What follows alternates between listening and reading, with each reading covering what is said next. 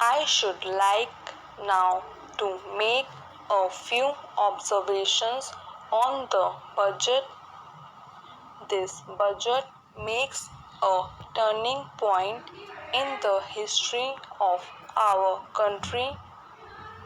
It is no use attempting, as some of my friends have done, either to depreciate the budget very strongly or to suggest that we are not witnessing a new revolution in our methods of fiscal training and technique.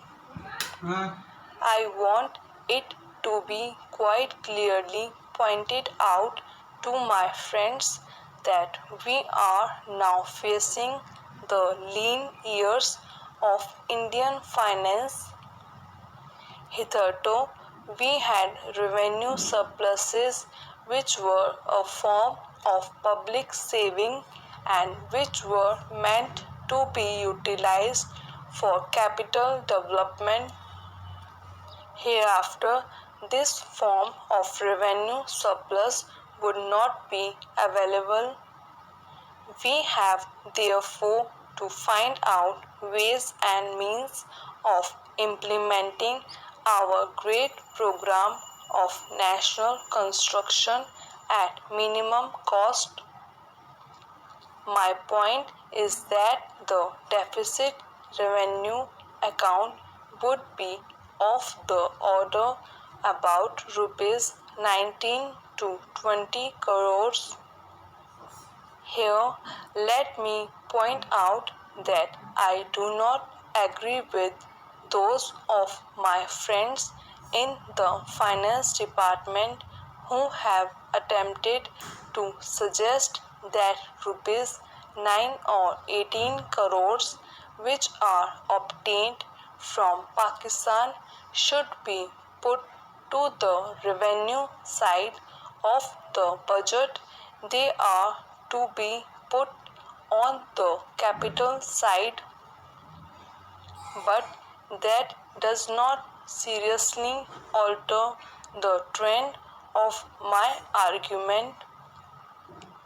What I am suggesting is that we would have to be prepared for a deficit of a much higher order even on the revenue side. That itself should make us realize that there are very many problems which we have to face and that we have to undertake ways and means of increasing the resources of our country so that it might be possible for us to have a greater amount of surplus or a greater amount of public savings for the purpose of financing capital development. The finance minister, in the course of his speech, Mr. Deputy Minister, pointed out that the deficits during the past 2 years were of the order of rupees 83 crores. I venture humbly to disagree with him because I feel that when we are talking of deficits, we must take into account the overall deficit incurred by the central government, and that would be of the order of rupees 200 crores.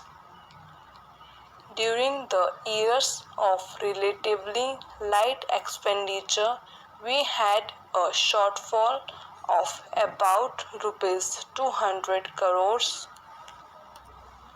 Undoubtedly, now when we are going to have a very great amount of expenditure, we might have a greater amount of deficit and we would have to find out ways and means of trying to meet our capital expenditure.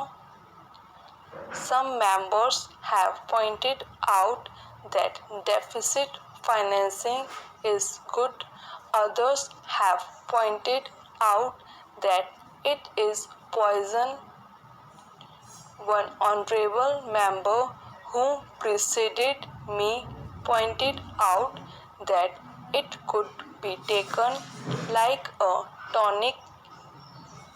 Now, I am not willing to enter into the merits of deficit financing or demerits of deficit financing in an academic spirit.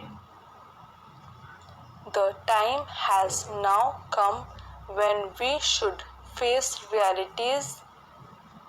I do suggest that we have to indulge in deficit financing because without indulging in deficit financing, it would not be possible for us to indulge in capital expenditure on such a large scale.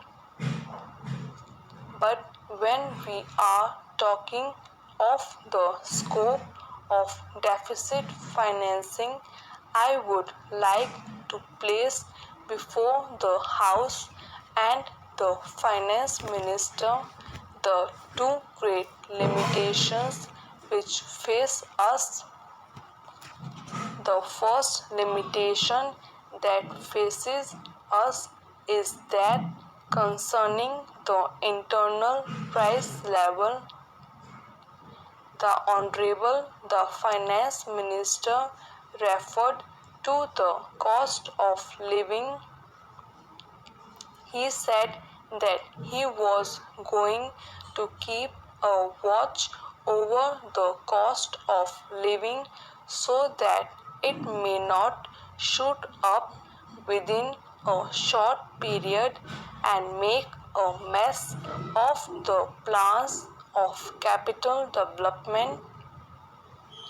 But there is another limitation which has also to be borne in mind, a limitation which has not received as much notice as it should have done in all the discussions that have taken place on deficit financing. That limitation is the external limitation or the limitation which arises on account of our balance of payments position. I think this is as important, Mr. Deputy Speaker, as the internal price level, and I should like to elaborate that particular point a bit more because I feel that a time will shortly arrive when we might have either to reconsider our policy or